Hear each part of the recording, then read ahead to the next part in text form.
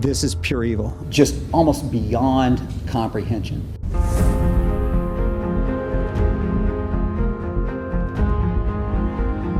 I mean, how do you hide 16 kids and nobody knows they exist? The children were kept in a roughly 12 by 12 area.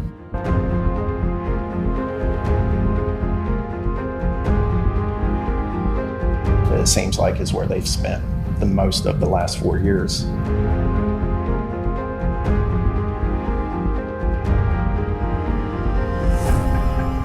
Gary Siders Sr., Gary Siders Jr., Christina Siders, Elizabeth Siders.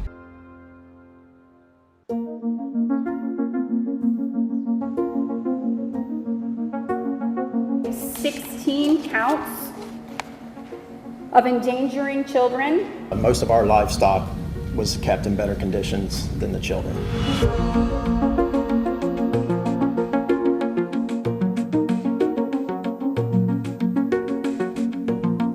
If they would have waited another 24 hours, there was a very high probability. These are serious allegations. We'd be dealing with a death or multiple deaths.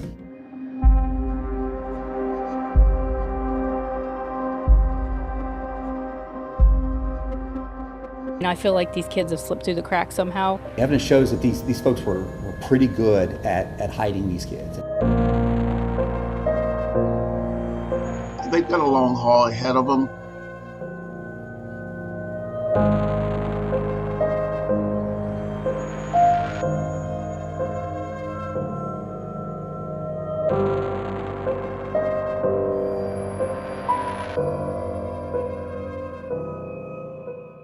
Welcome to the 10 TV special, Pure Evil, The Hidden Children on Ohmer Street. I'm Colin Dorsey. And I'm Bryn Caswell. On Tuesday, June 30th, 16 children were found inside a home on Ohmer Street in the village of Hamden, Ohio. Now, this is a very small town in the county of Vinton, Ohio, and this is very close to the West Virginia border. And we'll show you some drone video here momentarily that really shows and highlights how spread out this community is. We know Hamden is only a few hundred people. Law enforcement shared with us that this family had been living in this house in Hamden on Ohmer Street for 4 years. Neighbors that we spoke with there in Hamden and Vinton County reported not even knowing that there were any children inside this home. And it's a scene Ohio Attorney General Andy Wilson called, quote, pure evil. State leaders and law enforcement officers who responded say what they found inside of the home was almost too horrific to describe. And right now, we're going to outline all of the information that we've learned since that initial discovery. Throughout our time, we'll be joined by 10 TV reporters Libby Cathy, who was one of the first crews on the scene. Kristen McFarland was in court that very next morning. And Carla Rogner has been working to talk with the family and the community to learn about the impact that this has had on that community. So again, back on June 30th, we know 16 kids were discovered in a home at 182 Ohmer Street in the village of Hamden. And we do know that the ages of the children ranged from 18 months old to 18 years old. And we have learned that Elizabeth Siders, her defense attorneys, believe that she is the mother of the 16 children, but we do not have that exactly confirmed yet. Right, and as the days have gone on, we've learned more and more about these 4 adults that are all charged with child endangerment in this case. We'll start with the grandparents, 73-year-old Gary Siders Jr. and 67-year-old Christina Siders. The state has listed them as the grandparents of these 16 children. They are the ones on the lower part of your screen. We know that according to the information from the Vinton County Prosecutor, they were the only 2 receiving government checks, government assistance, welfare, however you want to put it. Gary Sr., also we learned, has some sort of medical condition that we learned after a fall being brought to court. He was taken to Oblenis Hospital in Athens. There is where they learned that he has some sort of medical condition that requires specialized care outside of the region. And that also caused Vinton County to release Gary Sr. on bond, so they were not on the hook for his care. Because here in the state of Ohio, if you receive medical care while being held in a county jail, that bill then falls on the responsibility of the county. We also did find out that this family was paying rent on this Ohmer Street home the entire time. And we don't exactly know how Gary Siders Jr. and his wife Elizabeth were exactly contributing to this family unit. Right. We don't know if they were working, if they had had been working. We really don't know about that. It's unclear how they were contributing at all. And right now we're going to go ahead and bring in 10 TV News reporter Carla Rogner. Carla, as we mentioned, you have been down in Vinton County, whether that be in Hamden, MacArthur, and really down to Gallipolis, where we know this family has connections to. You've been trying to track down really anything we can find out about these 4 people or these 16 children. Yeah, and there are still so many questions, and we know they moved around so much. We know that they spent a lot of time in Gallia County and Gallipolis. We know that they went to possibly Jackson County, Pike County, all the way up to Wisconsin at one point as well. But there's really just so much misinformation, so many questions around these family members and who they were, how this could have happened. And let's get to the latest details that we learned about conjoined twins that were birthed that later died. What have you learned about that with the birth records? Well, we know 16 children were rescued from that home. Her Elizabeth's attorney says she is the mother of all those kids, but now we're learning there are more children that could be connected to this family. Yesterday, we picked up, these are birth certificates from Columbus Public Health, actually, and it shows that Elizabeth gave birth to 2 conjoined twins, 2022, and they sadly passed away 1 hour after they were born. But she gave birth to these twins at Riverside Hospital. Their birth certificate does list Elizabeth and Gary Jr. as the parents here. But what's interesting is she had just given birth to twins February of this year. These twins were born in November, so just a few months later. And then after these twins passed away, she gave birth to 2 more sets of twins. So 4 sets of twins in the span of about 3 years or so. And we believe she's been pregnant basically every 15 months, it seems like. Almost every year. There's a child born almost every year. We know that the first child was born in 2008. Elizabeth was just 15 years old. She had just gotten married to Gary Jr. over in West Virginia. He was 18 at the time. They got married 2 months later. That first child that was rescued from the house was born. Right, because, we were able to pull those marriage records from Mason County, West Virginia, where the 2 were married at the ages of 15 and 18, because at the time, West Virginia still allowed that. Right, yeah, and she's only 33 years old, and we know that she's now birthed at least 18 children. And you asked the Vinton County Prosecutor, William Archer, directly about these children. Did the children have birth certificates? I don't know that we have all of their birth certificates. Let me answer that. Were they all registered with the state? Again, a little bit beyond what I can tell. I answered you what I know. Elizabeth's attorney has expressed concerns that she could be a victim in this case. Is that something your office is looking into? According to her attorney, she's not a victim. So we'll let him decide how he wants to address his representation of her. So that was pretty powerful. Yeah, William Archer, he's the prosecutor in Vinton County. So the reason I asked him if Elizabeth could be a victim in his eyes is because we had just talked to her attorney the day before, Tommy Stolley, and he said that is something that he's looking into. He's asked Elizabeth if she's a victim, and he says she doesn't characterize herself that way, but we have to remember she was 15 years old when she married an 18-year-old Gary Jr., and she's had, again, at least 18 children. She's been pregnant almost all of her adult life. So that's a big question there. You also saw him pause when I asked him if all the children have birth certificates. Again, we did pull the birth certificates of the 2 children who passed away an hour after birth, but he couldn't tell me if they have birth certificates for all 16 of the children. Someone had asked at one of the first press conferences if the children were born in the house, and they said no, they were not born in that Hamden house, but they wouldn't go into detail into where the children were born. Now we want to go ahead and bring in 10 TV News reporters Libby Cathy and Kristen McFarland, because beyond the facts of this case, there are also a lot of emotions involved. Both were in Vinton County, Hamden, MacArthur, in the days following these kids being discovered, and witnessed just the raw reactions from the community to this horrible situation that these children were really living in at the time. Yeah, and Libby, you were first there on scene, our first crew, and I remember you just saying shocking was one of the words and the emotions when people found out what these kids were really living in. Neighbors told me they were shocked, they were angry, and just didn't see how this could happen so close to home in Hamden, this village of just a few hundred people. I've heard over and over in the last few days, this does not represent Vinton County. But just going back to that first day, by the time we arrived on scene, the sighters had already been removed from the home, obviously, the adults and the children, but investigators were removing items from the home, seemingly to be able to continue walking through it. And at this point, not just, neighbors nearby, but residents throughout Hamden had kind of come to see what was going on. And that's where we heard these neighbors first say, they didn't realize kids even lived in the home. And then when we heard that Attorney General Andy Wilson was going to be at a press conference at the Vinton County Sheriff's Office just down the road, we knew this was a big deal. And that first day, many unanswered questions. They wouldn't say that these Siders were family at that point. I asked. We asked about those deplorable conditions, and that's when Andy Wilson said that this was the worst scene that he had seen in his career. Right, and then the sheriff said that basically he has seen livestock live in better conditions than these 16 children were found. Most of our livestock was kept in better conditions than the children. It was extremely high presence, I'm sure, of bacterial and human feces. It was just a disgusting scene. It was disgusting even where the kids weren't. I would think it's typical. Most law enforcement have experience with homes in a similar fashion. A large number of people, though, the children were kept in a roughly 12 by 12 area. It seems like is where they've spent the most of the last 4 years, and that's what it looks like.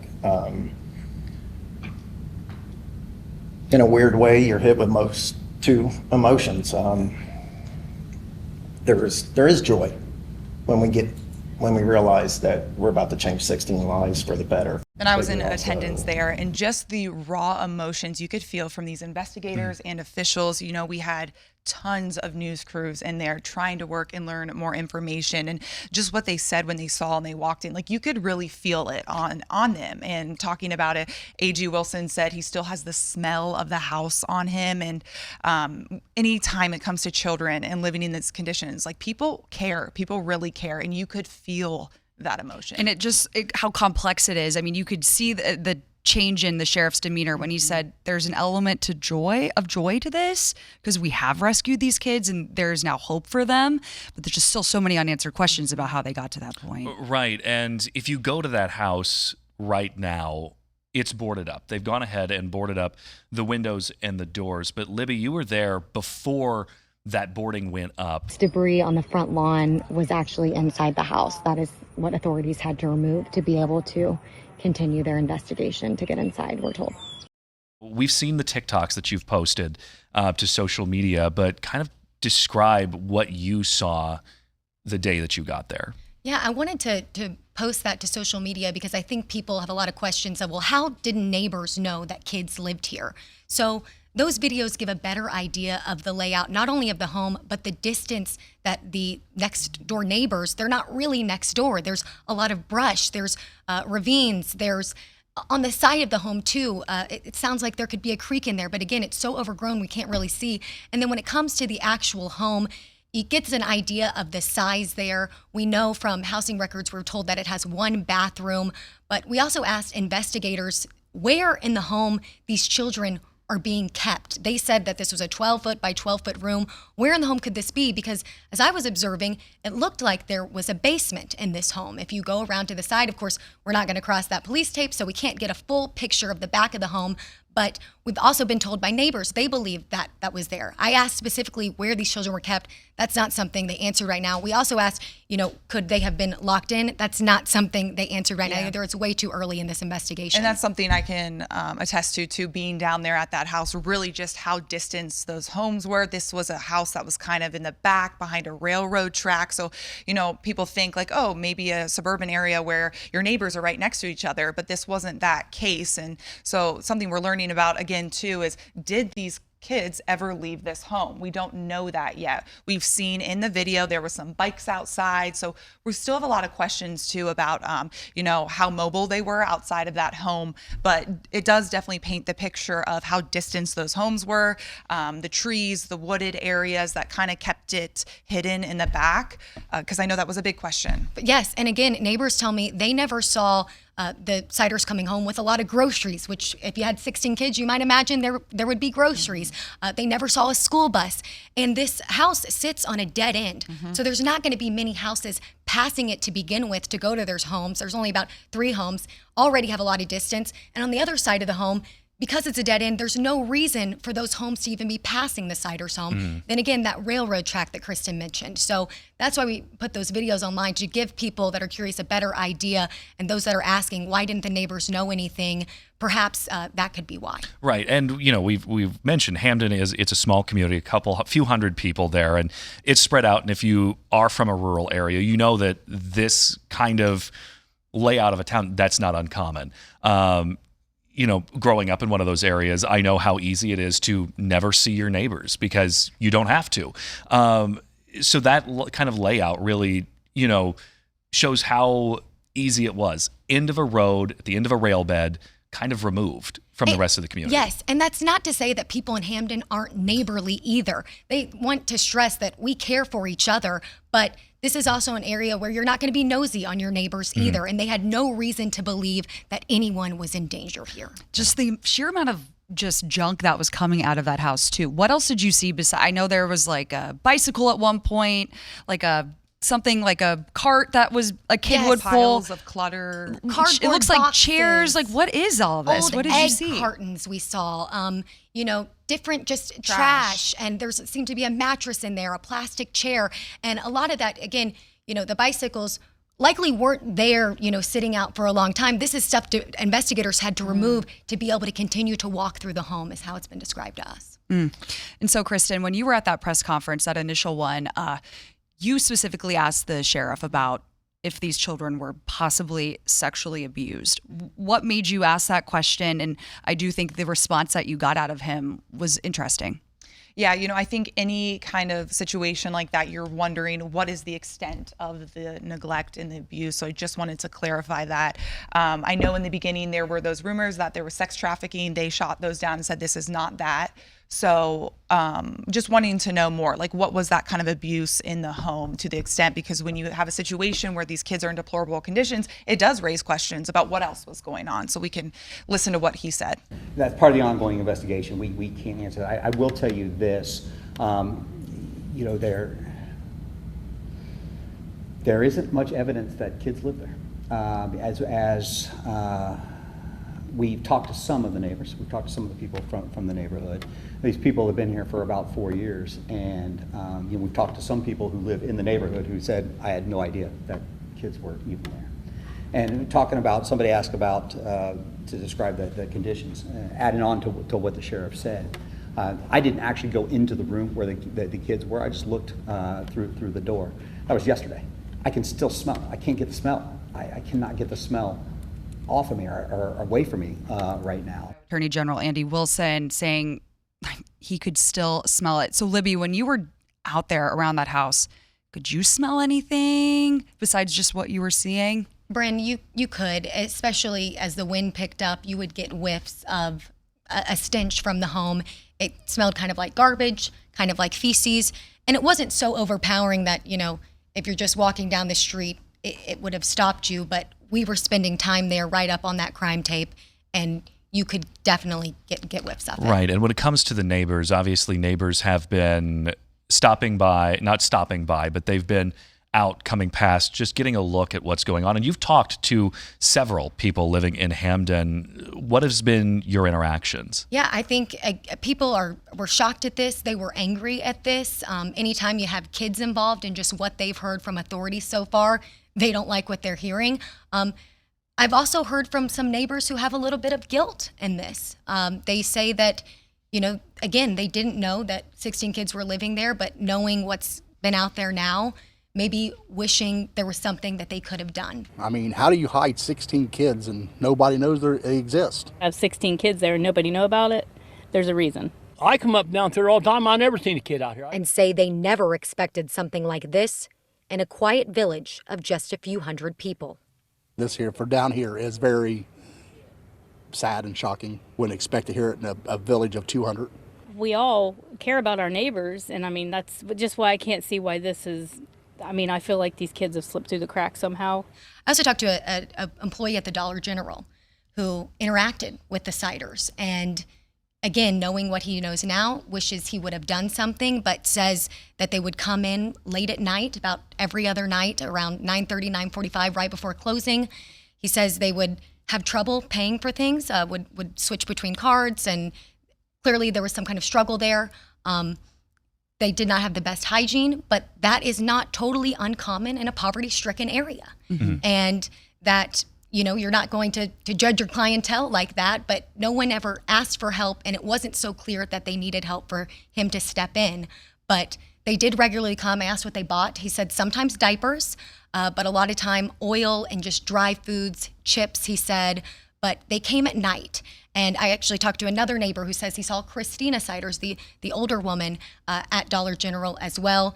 He did not ever see her with any of the kids, but, they were around town, but they just did not know what was going on. The older woman, I have seen her at Dollar General a couple times. I have seen her, and you just would never think that that woman is being a part of this.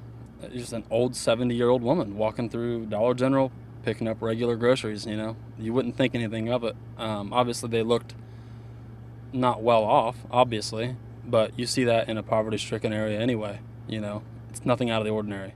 Now, Libby, for our viewers, what prompted you to go to the Dollar Tree in the first place? Was that really the only thing in that area surrounding that house? Yeah, you think about, where would they have gone? There's the Dollar General and there is a gas station. So those are the places we went to immediately. Talked to some people off camera there as well who, again, had seen the Siders, but did not realize the extent of what was going on in that home. And again, you heard that gentleman say that it's not totally uncommon in a poverty-stricken area for someone to appear that way. And it's maybe none of their business, but at the same time, had they known, they would have stepped in.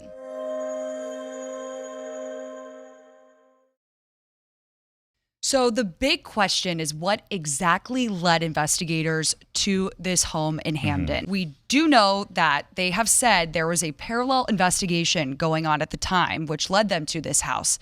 But they still would not specify what exactly led them there. Right. We know that leading up to this, that there was an arrest warrant that was requested June 29th when that had been authorized on the 30th for Gary Siders Jr. on 4 public indecency charges that were related to 4 different incidents, all at the end of May within just a couple days of each other. But once again, authorities, the prosecutor, no one will confirm if that is the parallel investigation that led them to the house that day. And an indecency charge could be a lot of different things. Right. So again, we just have no idea. But we do know that they had multiple addresses. Vinton County was their home for the last 4 years. Jackson County, Gallia County, they had multiple addresses there. And then we know with Wisconsin as well. But again, another question. How many of these kids were actually birthed in Vinton County, in hospitals in Ohio? Right. Right, because if you were in Vinton County, the closest hospital is probably Oblenis in Athens. And then obviously we know the twins born in Columbus at Riverside Methodist. But there are still a lot of open questions right now that will come out over the time of these court proceedings. Right. So 16 kids, as we've seen in the videos, several cats and 4 adults all in that one house. It's hard to understand how something with that many children involved could happen, So Gary Sr., let's talk about when they first had their court appearance. I want to get that video queued up. So on the left side, you can see Gary Sr., then to the right is his son, Gary Jr. And Gary Sr., he's in a wheelchair here in this, and we have been told by investigators that he actually fell during transport on the way to his court appearance, which is why we see him in this wheelchair. And his speech was very low. He had a hard time hearing what the judge was saying virtually to him. He was treated at a hospital in Athens. We do know that. And the prosecutor said that his needs were just too great for that hospital and that he's been transferred. We don't know where he's transferred, but he's currently on a recognizance bond because of those injuries and needing medical treatment right now. So 10 TV, we spoke to Gary Sr.'s lawyer who says he's looking into, the competency for Gary Sr. in this case because he doesn't know how competent he is with everything that has happened leading up to this point. Right. And then we've also just after those two appeared in court, we had the two women, Christina and Elizabeth, show up. And in that, it also got a little tense in the courtroom because it came down to, are you following directions? And then the judge... Can you answer yes or no? You kind of verbal reprimands the four of them. And at one point, Elizabeth goes to speak, say something, and she is promptly stopped by the judge. Stop. First of all, I want to remind you of your right to remain silent. During this hearing, she says something, and the judge stops her and tells her, quote, "You have a right to remain silent." Yep. And then she stops talking from there. And she says, We were "I'm gonna watching go-" that Yeah. together, call in live in the newsroom. We could not make out what she was trying to say, but we do know after speaking to her defense attorney, she's been very vigilant about wanting to see her kids and wanting to be reunited with her kids. So it could have been something in that realm, but all four of them pleaded not guilty. Right.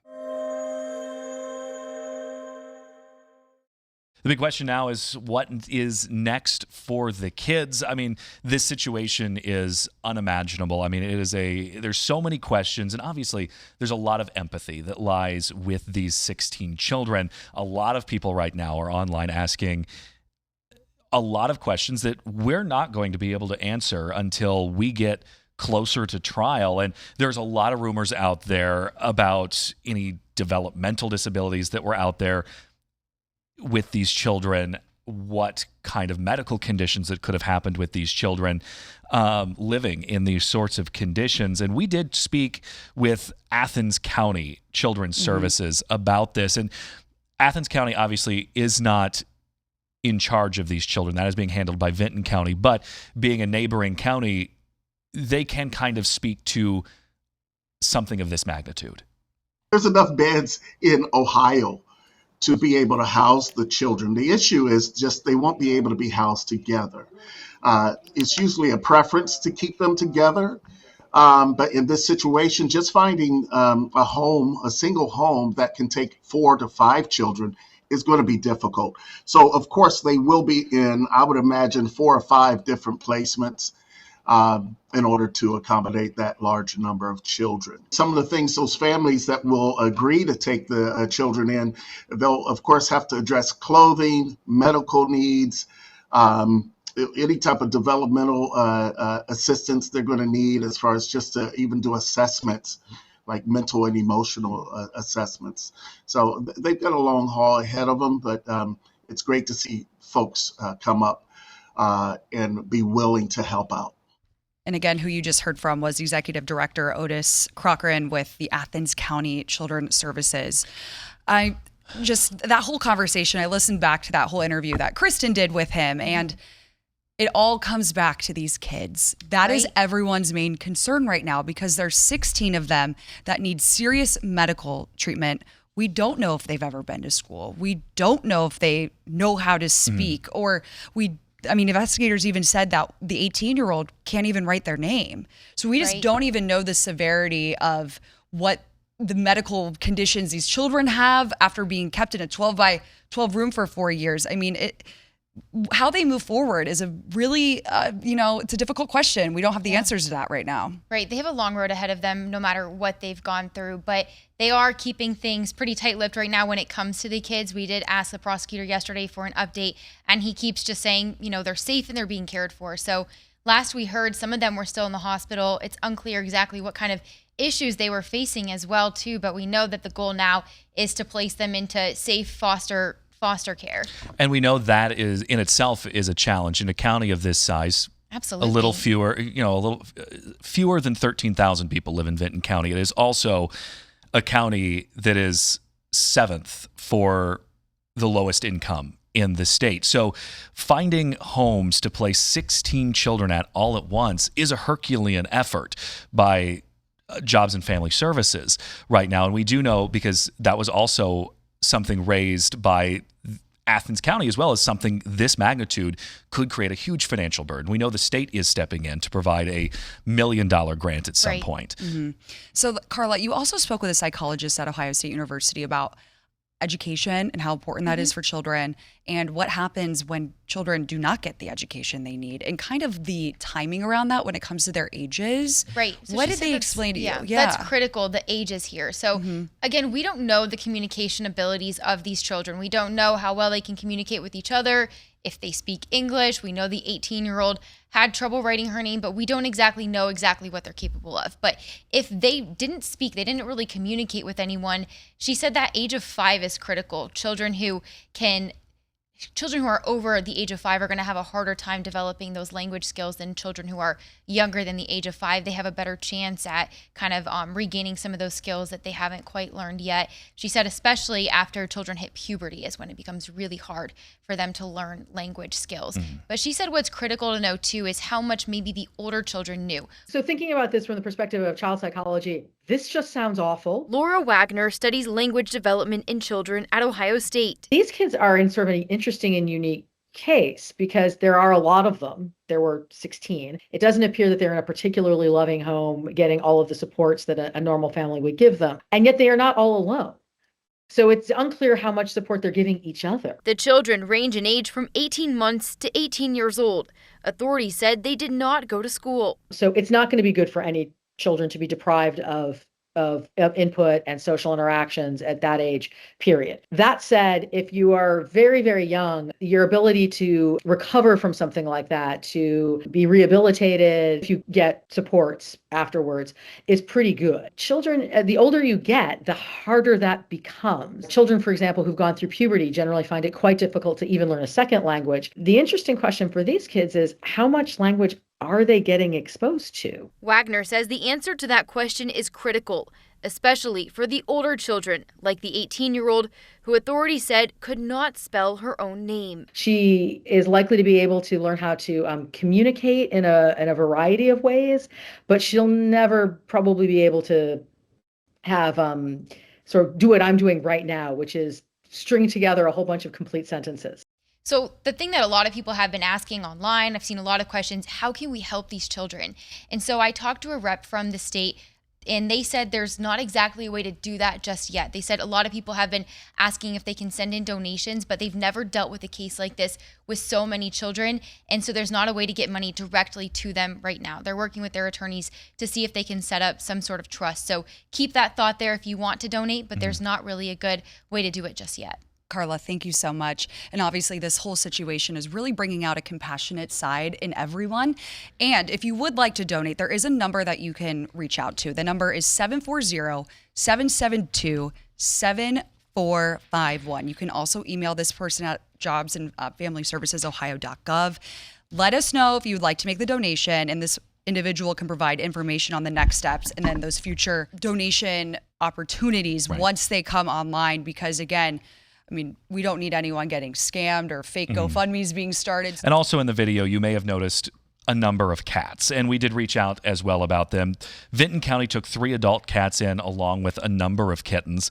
One of the cats was also pregnant at the time. All of them are right now at the Hocking Humane Society. Yeah.